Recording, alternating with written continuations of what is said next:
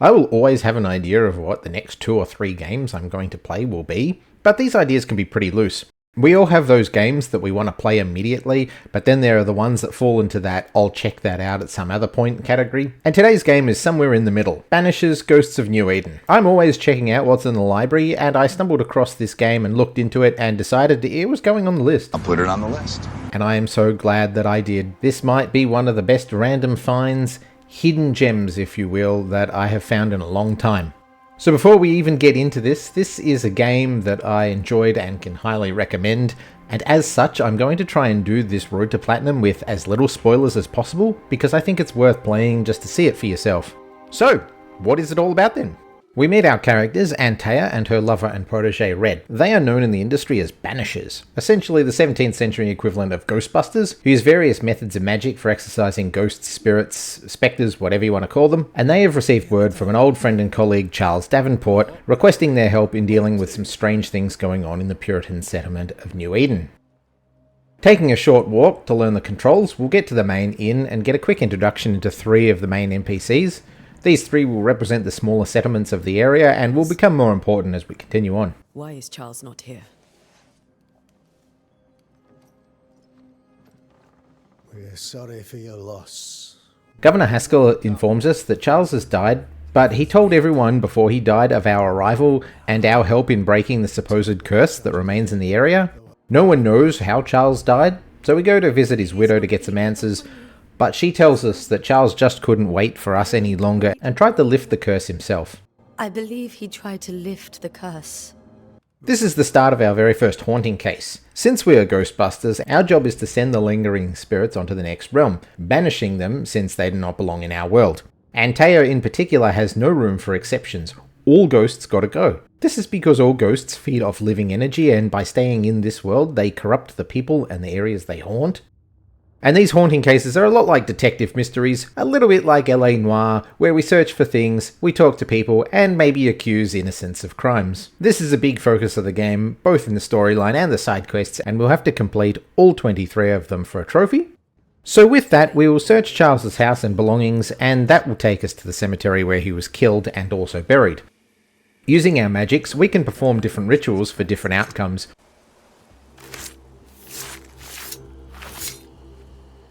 In each stain hides a story. Our first one is to hearken an echo, allowing us to see a moment from the past, in this case showing us how Charles died. Another ritual can forcibly summon spirits, allowing us to commune with them before they move on, and we talk to Charles as Ghost. Come on, Charles. Join me now. I know you're here.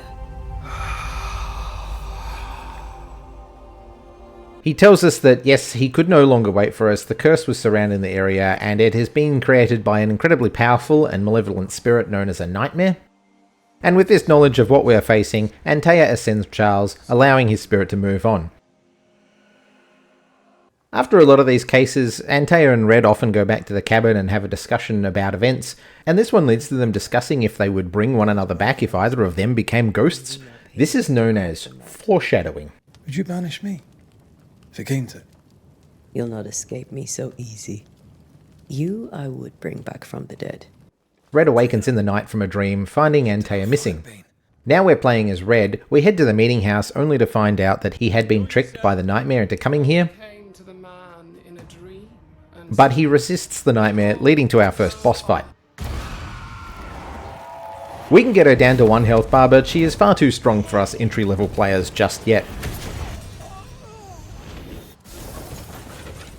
As she is about to kill Red, Antea arrives properly to save the day, but is very quickly killed.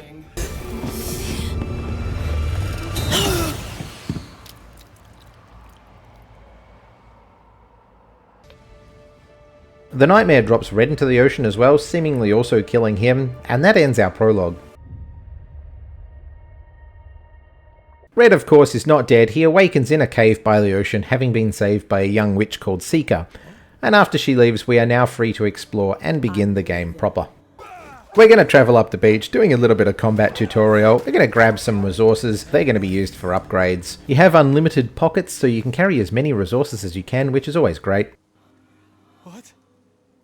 We follow the path up into some caves, following the sound of a voice that sounds very familiar, and wouldn't you know it, right behind the waterfall, He said it! He said it! we find Antaea's spirit. Right here. My love.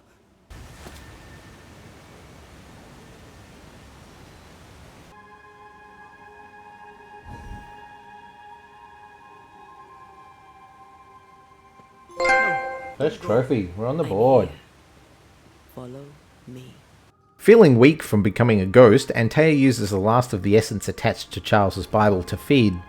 And this is why ghosts are so bad. They slowly suck the life from the living in order to remain. To free me. As a banisher, Red should be doing his job and getting rid of Antaea. Although in agreement, Antaea does not yet want to move on, instead wanting to return to New Edentown to defeat the nightmare first. It also still protects her body, which is her tie to the physical realm.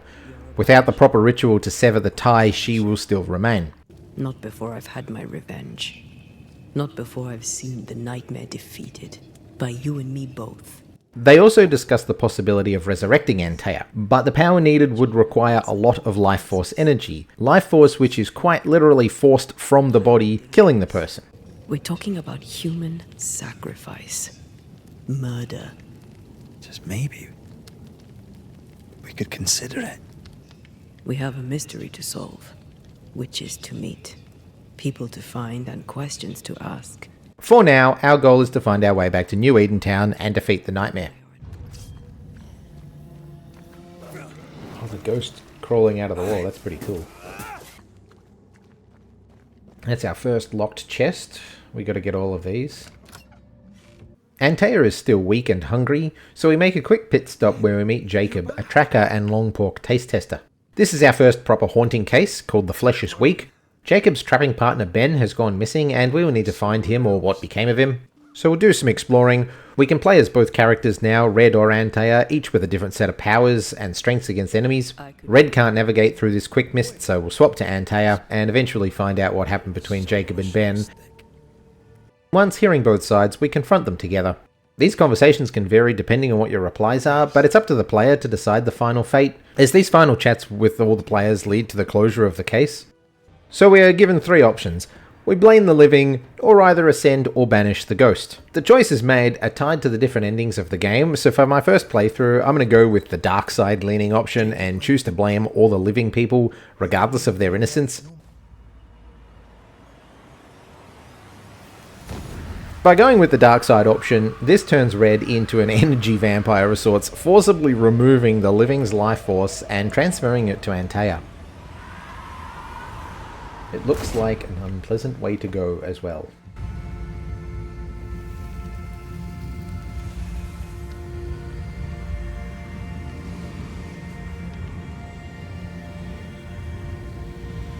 And that closes out the case of The Flesh is Weak. Resting before moving on, Red and Antaea discuss the morals of the case and of killing Jacob. Love, it seems, just like trophy hunting, will make us do crazy things, and we, as Red, swear an oath to continue harvesting the living in order to resurrect Antaea. So I may have my resurrection. We'll steal human essence. We'll kill people for our own ends. My oath, I swear it, my love. I'll see you back from the dead. Now that Antaea has fed and feels stronger, we can move on. We find some wisps and spectres congregating around some human remains. This is one of several spectral activities we can do, which act like challenges of sorts that require us to fight enemies under certain caveats. This will reward us with increases to our attributes, and usually a resource used for upgrading to higher levels. This one is a nest, which is just a bunch of enemies, and since I defeated 8 enemies in one encounter without being hit, I unlocked Float Like a Butterfly. Not bad for this early on in the game. Now we'll come into the Hunter's Camp. This is the first of the hub areas, and we'll meet up with Kate Newsmith. From her we learn that New Edentown has been abandoned after the nightmare killed Antaea, and that the surviving peoples have moved to the smaller surrounding towns. We also learn from her that there is a supposed beast roaming the woods, keeping the camp cut off from everyone and dropping morale and spreading fear. You know how it is. Kate doesn't want us around if we don't carry our weight, so we volunteer to help out with the locals, and that gives us our next goal. All right, I'll stay a while. I have certain skills, if they may be of use. To do this, we need to interact with the local NPCs and help them out. This can be with any of them, so I started with the Hammer and Tongs side quest, investigating the blacksmith, because his work is shoddy. Now, I'm not going to go through each and every one of these step by step, as they can take time. Some of these take over an hour. But after exploring and questioning people, we get the Haytons back together in their cabin and accuse Nellie. She is the one that brained her husband with a hammer after all. You're no better than Fortune Heaton. A pox on you. They don't make insults quite like this anymore, do they? Imagine being a spirit, possessing the body of a dead man or a wolf, and then being punched so hard that you get knocked out of that body. I'm going to upgrade this wristband. Oh, good. The next day, Thickskin returns. This was the woman we met in the prologue and is also Kate's sister, and they do not get along. It seems a group of survivors never arrived at camp, and Thickskin assumes them to be dead, with most assuming the fabled beast to have killed them. Thicky hires Red to hunt down this non-existent ghost. She believes that the beast is not real, more likely a bear or wolves that people have conflated with the curse into something supernatural. A monster only in the mind. But hiring a Banisher will do wonders for the morale, allowing the people to survive longer and not be overcome by fear. So with the promise of payment, Red agrees to hunt it down. Teamwork was for killing 4 enemies as Red and Antea in one encounter. Nice. Travelling the path through the grim groves, we find strange tracks that are larger than any animals, and these tracks lead to a wolf den. Not even the younglings survived. We investigate a memory at the den, and Antea deduces that the beast is a scourge, a type of amalgamation of spirits into one form, usually related to a mass death or tragedy. We find what's left of the survivors and learn that they died from a wolf attack. Thickskin had provided them with whistles, which they thought were a call for help, but were actually attracting the wolves that killed them.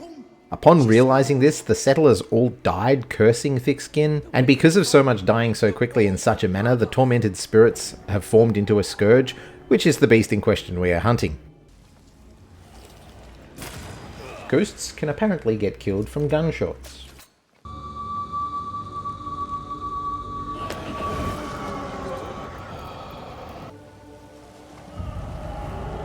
It's behind me, isn't it?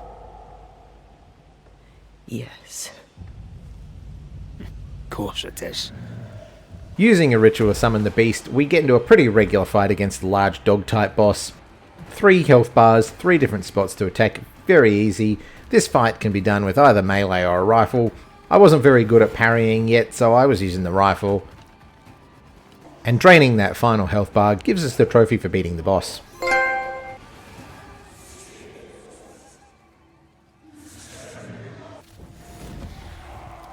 That's a crutch punch.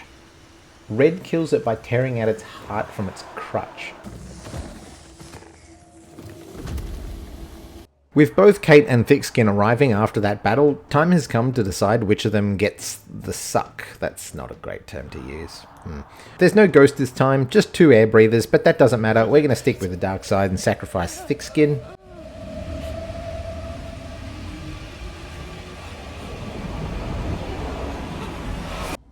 After that, we see the ghost that Kate calls Deborah rise from the beast and chase after her.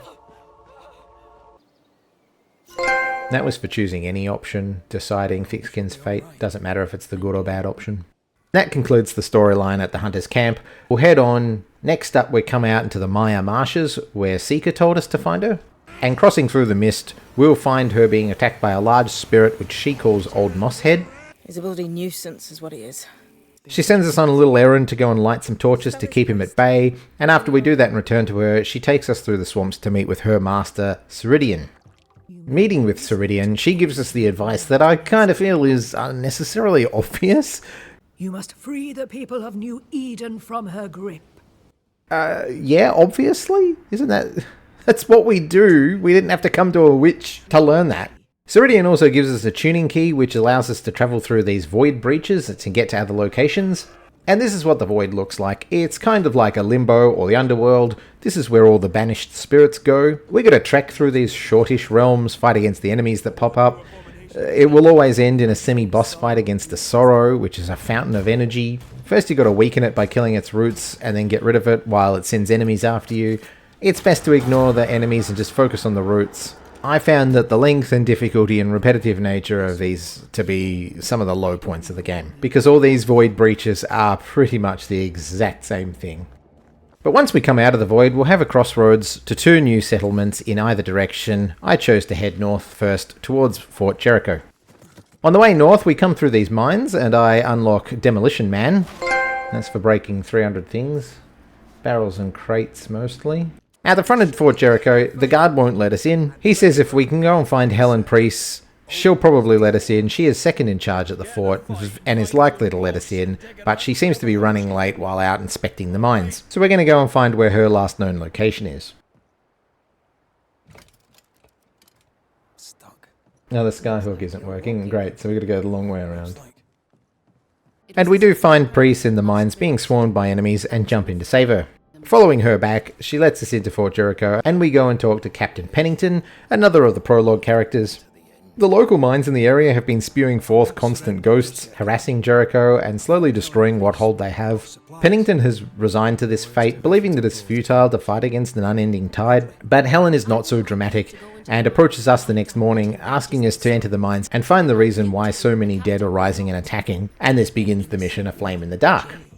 Exploring the mines, we find that just like with the Beast, there was a mass tragedy that led to a lot of deaths and that has spawned another entity in the mines. Not a spectre, something more elaborate.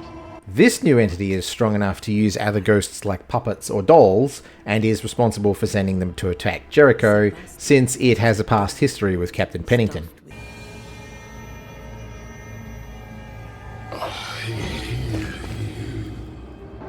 At long last, will you free me?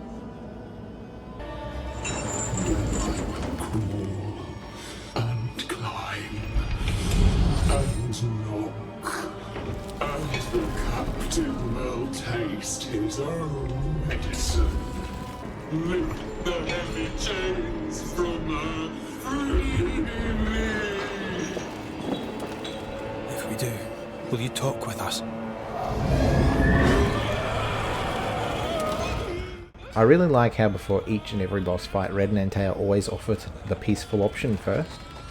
Once we meet the boss, she begs to be freed from her chains, but not being able to talk through the rage, we begin the boss fight against the Puppeteer. This is my favourite of the game. I think this is a really creepy fight in all the right ways. It's a very straightforward fight, but I just love the ambience and the character itself. All we need to do is shoot her chain links to defeat her. Since she's a very powerful spirit and able to control other ghosts, she can grab a hold of Antea and bind her, which I think is a really nice touch. And then we have to save Antea in each wave. What was that for killing 3 enemies at once? Nice. Breaking her final chain and defeating the Puppeteer will unlock Broken Puppet. That's twice now we've seen Deborah's spirit come from a boss. Back at the fort, we confront Pennington. He accused Deborah, the spirit we saw rise out of the last 2 bosses, of witchcraft and of corrupting the young, and this accusation led to her death. So do we blame him for what he did to Deborah, or do we think that Helen is corrupted by her puppeted ghost husband? We're playing the blame game today, so Pennington has to go.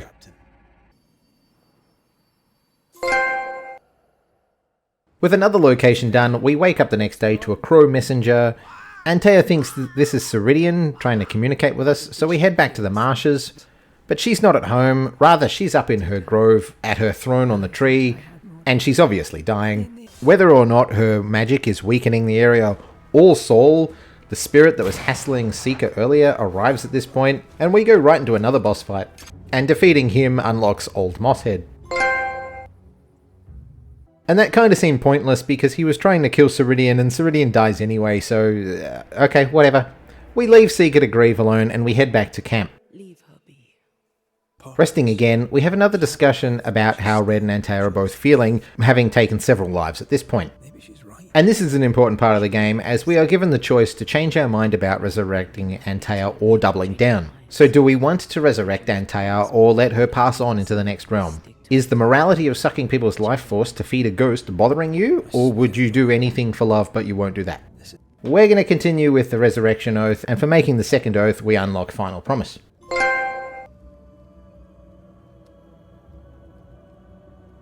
Back at the crossroads, this time we will head south to the Harrows. We will find the hamlet deserted and full of wards, which are preventing Antea from materialising, and we'll find the last of the residents all up at the church, presided over by Governor Fairfax Haskell. Following a similar pattern as all the other places, Fairfax asks Red for help, this time to rid the hamlet of a witch, since the water has been tainted and is making people sick. In times of disease, you need doctors, and I'm no doctor.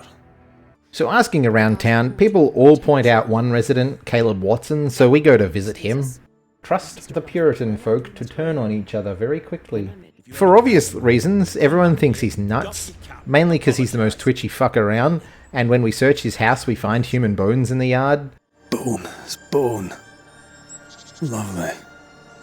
Caleb is being fairly uncooperative, Shite on me, shite bag brother. And shite on you too. but since bones usually come from cemeteries, we head to the local one to find more clues. And following more clues from there, we continue through the woods to find this shrine. Turns out Caleb tried to resurrect his dead wife, but because he was bad at the craft, he instead got possessed by his dead brother. His brother Alexander was also in love with Ruth, Caleb's wife, and he went back and completed the ritual, so now both him and her are in the same body, or as Antea puts it, Ruth and Alexander are having an affair in her husband's body. I have enough resources to max out one item, so I'll do that real quickly on this wristband. Finding out from that last case that Caleb had been taught the ritual by Fairfax's son Lammy, we're going to confront Fairfax. It would only mean my son was exposed to corruption. While he's disbelieving, he does point us on the path to go and find his son. At the mill, we find Lammy has indeed been dabbling in demonology and the occult, and has actually managed to open up a void breach and entered it. So we travel into the void to find him, and he's trying to find the source of the poisoning of the hamlet. He believes that the red goo that is plaguing the void has probably got something to do with it, and it has started leaking out into the real world, poisoning the inhabitants. Lammy doesn't seem malicious, he's rather like one of those intelligent idiot types. So we decide to just continue this investigation for him. Do be careful. This orange bar down here represents our ability to banish enemies, and once it's full we can use this on any enemy, and it's usually a one-hit kill, and getting 50 of these unlocks banishing move. Finding the source of the goo in a cave leads to another boss fight, which I found rather boring actually. This goo forms into a tribunal of sorts, trying to judge Red and Antea for their crimes, and making us fight versions of ourselves. I really dislike these types of fights, these fights against yourself. I find them quite gimmicky and boring. But after banishing the third form, it's enough to dissipate the goo completely, and we can head back to the Harrows to face Fairfax. At face value, this is one of the easiest choices to make, so we blame and drain Governor Haskell for another trophy. After all this, With the Nightmare's influence weakened across all the locations, we now have the opportunity to face it for good. But at the void breach that would take us to New Edentown, our tuning fork won't work anymore, so we need to track down Seeker to figure out what's going on. How come it's not working? let's ask Seeker. And this next quest takes us on a trek around the map looking for her, and contains some big pieces of lore, so I'm going to skip the details, but long story, we find Seeker. This will be useful. Oh, that was for finding the book. Okay, another trophy, cool.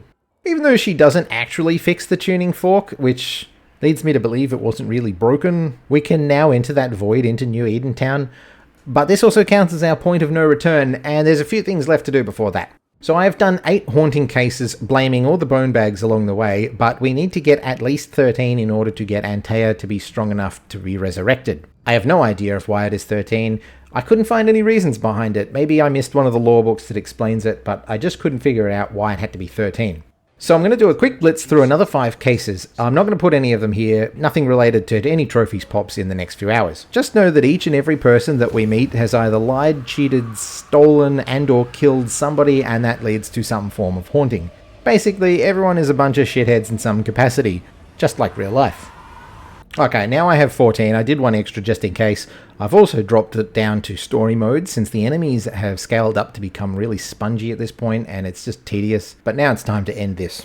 So coming into the void, this is said to be the lowest void and it's supposed to have stronger spirits in it. We get this in the form of Nezuko, who is posing as Kalendre, a figure from Antea's past, and she tries to psych Antea out, but she puts up with his bullshit for about half a second. This whole section feels completely out of place at this point of the game, and it's just like any other Void Sorrow fight.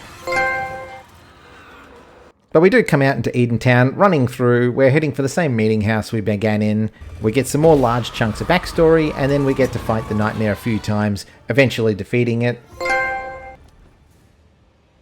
With the nightmare ended, Deborah can ascend in peace. How did her body not rot in the past week? And don't say magic. Life.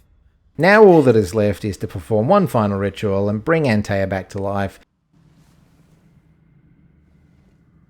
Antea. Antea!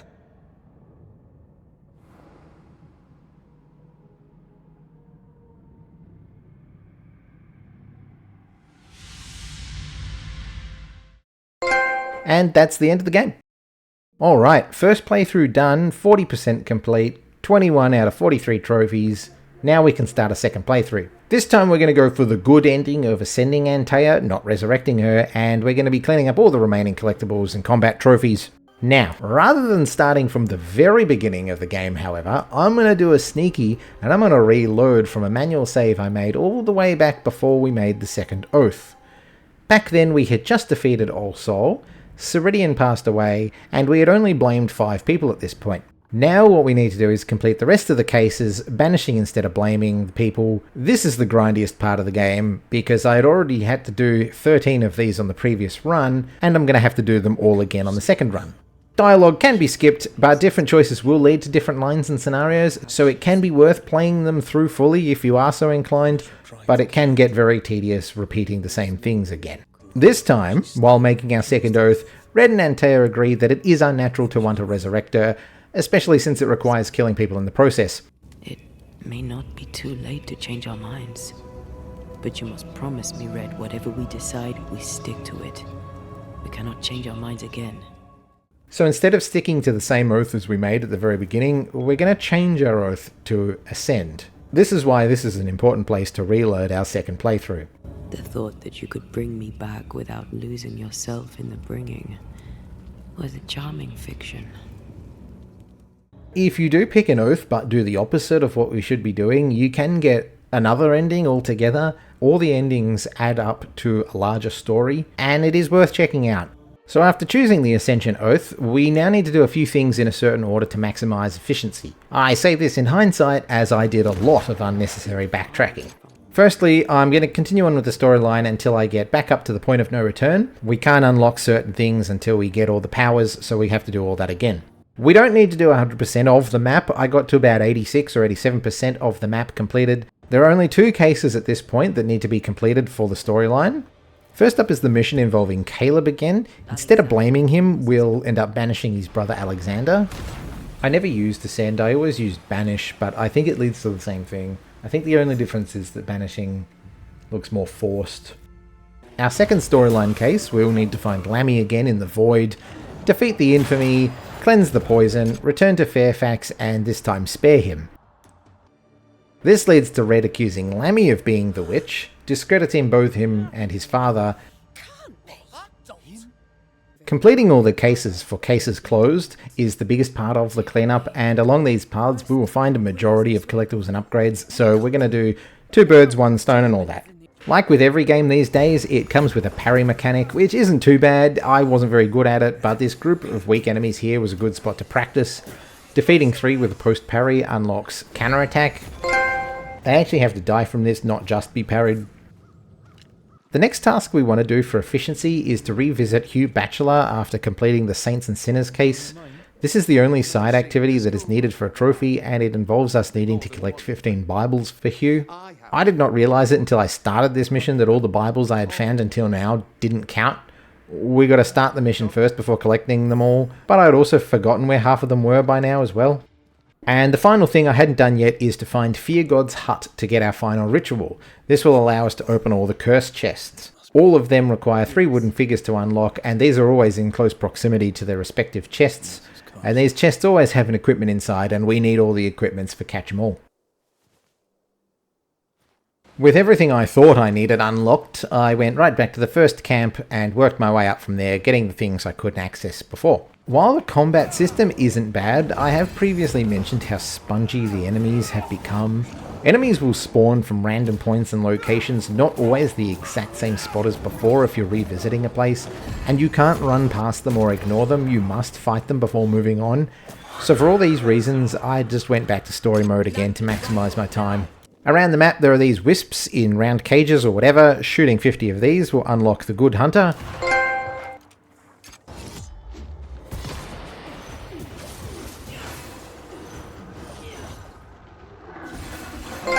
Oh mates, that was for getting 50 kills with fusion ability. Good.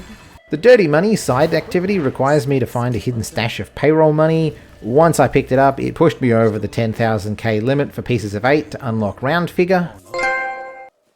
Now I have to give it back. Fuck you. For a farmer's life, we need to finish any one of the endless ritual sites 10 times. Each time we play it, it goes up in intensity. It'll change the handicap which is required. I found this one to be a good choice as it's just one scourge and a couple of smaller enemies. As mentioned, these rituals are a form of a challenge. Each round adds a different handicap. By ignoring this handicap, you will waste your time. For example, if it says rifle shots do more damage, it means that anything but rifle shots are a complete waste of time and do practically nothing.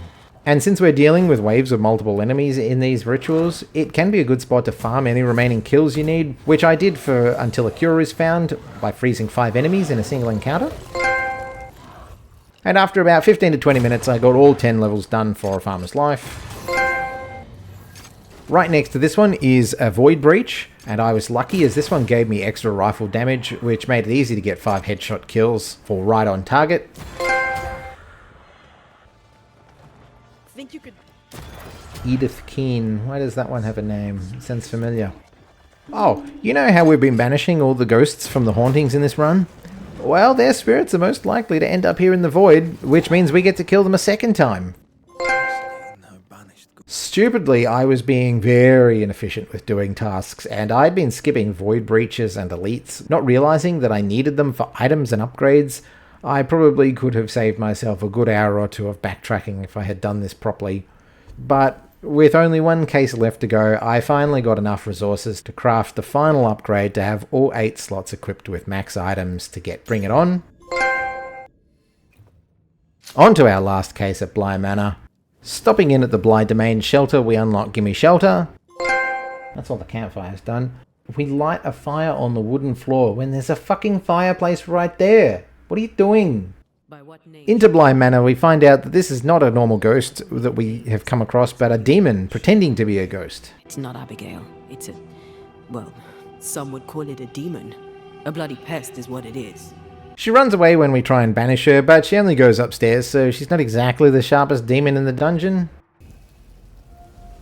Banished.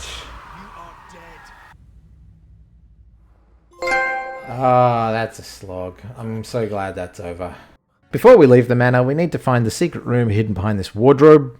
Referencing this note about the paintings we found upstairs, we're going to go and interact with them in the right order, in the right rooms. The final one will click. Did you hear that? We didn't even have to go in the hidden room. But it does have a locked chest in it, so we do have to go in the room. North of Bly Manor is the 4th and final haunted grounds. These are just a series of traversal puzzles, nothing too complicated. If you're exploring everything, this is a pretty easy one to get. There's one more locked chest to open, and I have found it, I know where it is, but I can't find the fucking key. Like the cursed chests, the keys are usually in the vicinity of the chest. It can't be fucking far. I've checked this whole area. Where the fuck is this key? Where the fuck? I'm gonna climb down this. Oh, you fucking scum. I'll bet it's on that body. There it is, good. Locksmith, done. Good. I need 2 more Bibles, which is something I never thought I'd say. That's the last one. I definitely picked this one up, so fuck you. Fuck you, game. I also realise now that I never actually returned them to Hugh after collecting them. Oh well. Next up on our collectibles tour are the treasure maps. When you get close to a treasure location, Red or Antea will say something about it being close by. You still need to find the maps first, and these can be found in chests and bodies and such. Is that not it? Is that not the last one? I was still missing 2 maps, so I needed a guide for the last ones. This is how inefficient I was. There are 3 paths that lead me here. One was a shortcut I hadn't unlocked yet. Another was an impossible to pass blockage, so I had to take the 3rd and longest path after trying the first 2. The treasure is here somewhere.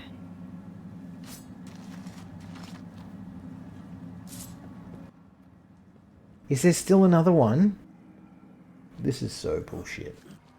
I was also here earlier for another case. The very first curse chest that we found in the marshes doesn't have its figurines close by. 2 of them are found using the treasure maps. I went back to the marshes several times looking for these figures, and it wasn't until I had done the maps that I realised... Whatever. That's done. Okay. I've now opened up all the chests for each type, I've done all the voids, but I'm still missing a few items, aka all the crap that we wear and can equip. The last few are likely with vendors. I thought I had bought them all already, so I had to go and revisit them. Ismail in the Hollows needed saving from wolves before he would offer me the last ring that I needed, and then I had to go all the way back to Arthur at Hunter's Camp and realised he had added something to his wares after I'd finished his last activity as well. That unlocks Catch 'em All. Done. Alright, I'm nearly ready to move on with the end game. I'm sitting at 24.5, but I still need to hit level 25, and while I know that there are 2 more missions to go and I'll probably earn that XP during them, I didn't get this far into trophy hunting without being paranoid and extra careful, so I finished off a few more side activities, getting me ever so close to 25. I figured that would be enough, and of course as soon as I stepped through the final void, I was given a shit ton of XP, making my last half hour redundant. The trophy gods do like to thumb their nose at me. This is it, isn't it?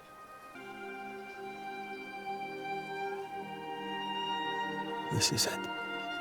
I had a good life. We had a good life. I'm gonna miss you so very much. Thank you for standing by my side through it all. For everything. I'm pretty sure... I don't know how the game does it, but I think it's blowing sand into my eyes. We breeze through the void and Calendre one last time, and we pop out at New Eden Town. Checking all the empty houses for the last 2 books we need. We get the last one, pop Bookworm. There's one. And there's the other one. The final fight with the Nightmare goes about the same, but at this point, I'm not here for that. It's time now for Antea to ascend. The time has come, and I must go. I love you, Rory McGrath.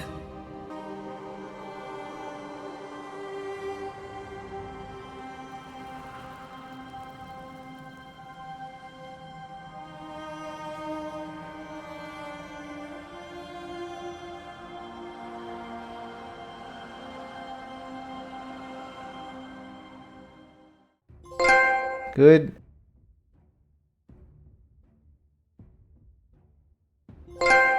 And that's Platt. So that was Banishers Ghosts of New Eden. I've mentioned previously that I really did like the narrative of this game, and I would absolutely recommend this to anyone who enjoys a good narrative. It also pays to see every ending to get a better idea of the story. One ending is not enough to give you the whole story. And I think a big part of this game that really sells it are the 2 lead characters. They are both well written and they are acted even better. I really believe these 2 as a couple. Now join in any time, Antea. What do you think I'm doing? Comparing this to other games, it has a dash of LA Noire to it and surprisingly a lot of God of War to it. I would go so far as to call this almost a God of War clone in many ways. And that's not a bad thing. But overall, the closest I can compare it to is maybe Greedfall, which is another game nobody ever talks about. So if you can imagine Greedfall with a decent chunk of God of War and a big dash of LA Noire, and if you think that's something you would enjoy, you would probably enjoy this as well. For the downsides, I keep saying this, but this has some of the spongiest enemies I have ever faced. On both runs, I just dropped it down to story mode because it was just tedious after a while. I can accept bosses taking time to fight, but not the regular run-of-the-mill enemies. They shouldn't be taking minutes, they should be taking seconds at full power to be killing these things. Another thing is also every time an NPC talks, which is a lot, their facial features don't match their tone, which for me, this was actually more funny than anything, and it very rarely distracted me from the dialogue. But at times, it was just a little bit silly that these characters would get angry, but they didn't look angry. Whatever. Trophies are bog standard RPG trophies, nothing that 2 runs and a bit of grind can't get. Very straightforward. This is definitely, as I said at the very beginning, it's one of those I'll put it on the list kind of games.